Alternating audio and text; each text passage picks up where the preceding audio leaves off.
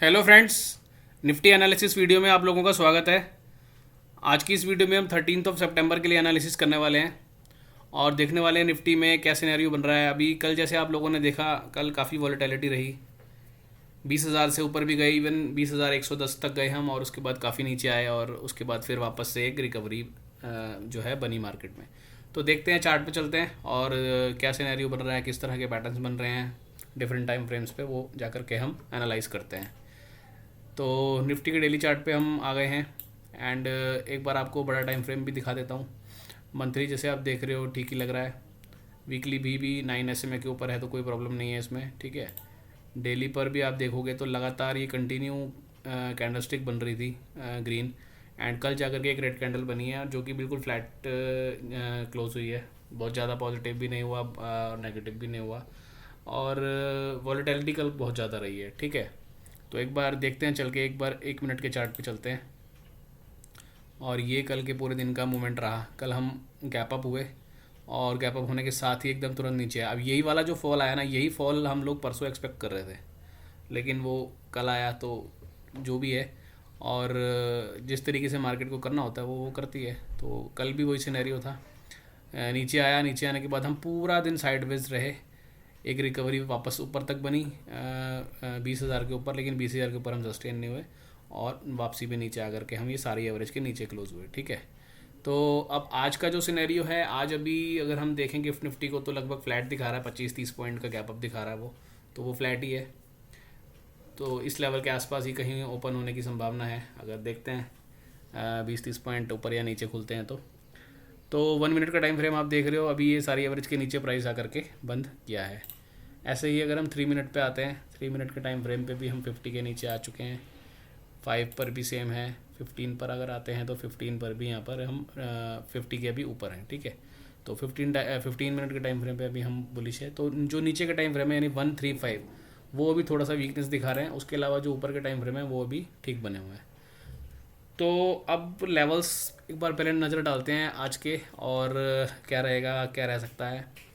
तो जो important levels आज के लिए रहेंगे, अगर मान लो कल हम 19993 पे बंद हुए हैं, अगर हम उसके आसपास ही कहीं खुलते हैं तो सबसे पहले ऊपर की तरफ जो एक रेजिस्टेंस मिलेगा इसको, वो मिलेगा 20,030 से लेकर के 20,040-50 की रेंज में।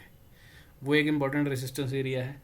और अगर 20,030 आपको लगता है कि स्टार्टिंग में ही क्रॉस हो जाता है, तो फिर अगला जो रेजिस्टेंस मिलेगा वो इसको मिलेगा 20,080 के आसपास, ठीक है। तो ये दो लेवल ध्यान में रखना, 20,030 यानी 20,030 एंड 20,070, ये दो लेवल्स हैं आज के लिए ऊपर का एक रेजिस्टेंस जो बन सकता है, ठीक है। तो इन पे हम नज़र रखेंगे। और अगर हम खुलने के साथ ही वापस नीचे आते हैं, जैसा कि कल ये क्लोजिंग करके गया है, तो हो सकता है कि अगर हम थोड़ा सा 25-30 पॉइंट गैप अप खुल जाएँ, जैसे अभी आज ये दिखा रहा है गिफ्ट निफ्टी, तो उसके बाद हम नीचे आ सकते हैं। तो नीचे अगर हम आते हैं तो नीचे के लिए पहला लेवल हमारे को जो नज़र रखनी है वो रखनी है 19,955 के आसपास, यानी 19,950 के आसपास मान लो आप रफली। और उसके बाद अगर वो ब्रेक हो जाता है स्टार्टिंग में ही, तो नेक्स्ट जो लेवल निकल के आएगा वो वही लेवल है जिसकी कल हमने बात की थी, जो टेलीग्राम चैनल पे मैंने पोस्ट डाला था, एक 19910।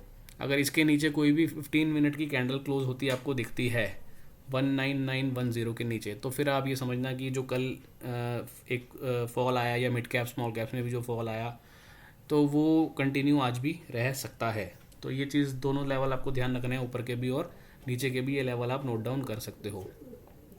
दूसरी बात, अगर ये लेवल्स आपको, जो भी लेवल्स हमने बात करी, या तो रेसिस्टेंस की बात करी या सपोर्ट की बात करी, अगर ये लेवल्स आपको मॉर्निंग में 10:30 के आसपास दिखते हैं तो वहाँ से एक रिवर्सल आपको मिल सकता है। फॉर एग्जांपल, आज मार्केट गैप अप होता है और गैप अप होने के बाद में ऊपर 20,030 के आसपास आता है, और अभी आप टाइम देख रहे हो 10:30 के आसपास हो रहा है, तो हो सकता है वहाँ से एक रिवर्सल मिल जाए आपको, ठीक है, हो सकता है, मैं ये बोल रहा हूँ। और सेम ऐसे ही 12:30, यानी आज के ट्रेडिंग सेशन के लिए दो जो टाइम है वो बड़ा इंपॉर्टेंट है, 10:30 का और 12:30 का। अब ये जो इंपॉर्टेंट टाइम होते हैं, इसका क्या मतलब होता है, इसका मतलब ये होता है कि अगर मान लो मार्केट एक संगम बना रही है, जैसे मानो आज 9:15 पे हम ओपन हुए, जैसे कल की क्लोजिंग है, कल की क्लोजिंग पे हम यहाँ संगम पे ही बंद हुए, मान लो यहीं पर हम कहीं ओपन होते हैं और कोई मूवमेंट नहीं आती है, संगम ही चल रहा है, तो 10:30 का जो इंपॉर्टेंट टाइम है उस टाइम के आसपास, मतलब 10:30 मतलब 10:30 ही मत मान लेना, 10-15 पॉइंट ऊपर नीचे हो सकता है, मतलब 10:15 से लेके आप इसको 10:45 तक एक टाइम जोन मान सकते हो। मतलब इस 25-30 मिनट के दायरे में अगर आपको लगे कि ये संगम ब्रेक हो रहा है किसी भी साइड पे, तो उसको इम्पोर्टेंस ज़्यादा देनी है। ऐसे ही वैसा वर्सा अगर मान लो एक्सपेंशन है ऑलरेडी, आपको दिख रहा है कि हाँ यार अब ये काफ़ी एक्सपेंशन हो रखा है, अब ये कहीं पर भी एक नीचे की तरफ एक डिप मार सकता है, और अगर वो आपको दिख रहा है 10:30 के आसपास होता हुआ, तो उसको इग्नोर नहीं करना। सेम ऐसे ही 12:30 के लिए है। तो जो भी ऐसे टाइमिंग रहा करेंगे ना, तो आगे की वीडियोस में, मतलब कल से हम, आज से ही जैसे हमने स्टार्ट किया है, तो टाइमिंग का भी इसमें मैं आपको थोड़ा आइडिया दे दिया करूँगा कि किस टाइम के आसपास जो है वो रिवर्सल आ सकता है। जैसे अभी कल ये रिवर्सल आया, कल ये जो मार्केट यहाँ से ऊपर ओपन हुआ, उसके बाद हम नीचे आए, तो ये जो नीचे आए इसका भी एक टाइमिंग था। ये जो ऊपर टॉप लगा इसका भी एक टाइमिंग था। कल का जो टाइमिंग था इंपॉर्टेंट, वो 12 बजे के आसपास का था। तो आप देखो 12 बजे के आसपास ये टॉप लगा, उसके बाद पूरे दिन वो हाई नहीं कटा और हम ये नीचे आए। तो इस तरह की बात कर रहा हूँ मैं, ठीक है। तो ये ध्यान रखना। अब ये जो टाइमिंग का मैंने आपको बताया, मैं ये डेली एक्सप्लेन नहीं करूँगा। तो आप लोगों ने जिन्होंने ये वीडियो देखी है, ये चीज़ ध्यान रखना, जब भी अगर मैं कोई टाइमिंग की बात करूँ तो वो इम्पोर्टेंट टाइम रिवर्सल के लिए भी रह सकता है और कंटिन्यूशन के लिए भी रह सकता है।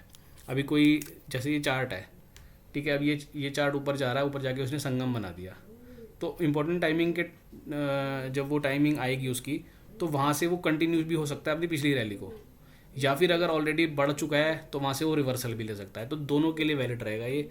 अब ये आपको देखना पड़ेगा कि वो जो इम्पोर्टेंट टाइमिंग है और ये जो इम्पोर्टेंट लेवल्स की हम बात करते हैं रोज़ की वीडियोज़ में, ये लेवल्स और वो टाइमिंग कहीं मैच कर रही है क्या। अगर कर रही है तो वहाँ पे आपको एक अच्छा ट्रेड मिल सकता है। ये चीज़ आप ध्यान रखना, ठीक है। अब इसको बिल्कुल भी वो मत लेके बैठ जाना कि अभी 10:30 बोल दिया तो 10:30 पे ही मैं सीधा ही देखूंगा जी एक्सपेंशन हो रखा है तो मैं एकदम मंदी का सौदा मार दूंगा। वो सब नहीं करना अपने को। अगर आपको कुछ देखना है तो पहले आप कुछ दिन इसको ऑब्जर्व कर लेना।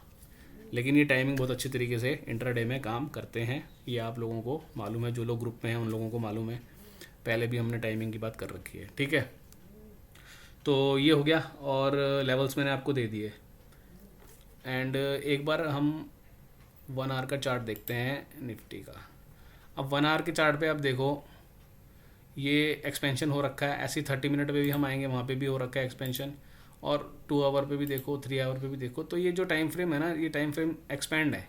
हालांकि अभी थोड़ा सा इसमें जगह बची हुई है 3 आवर में।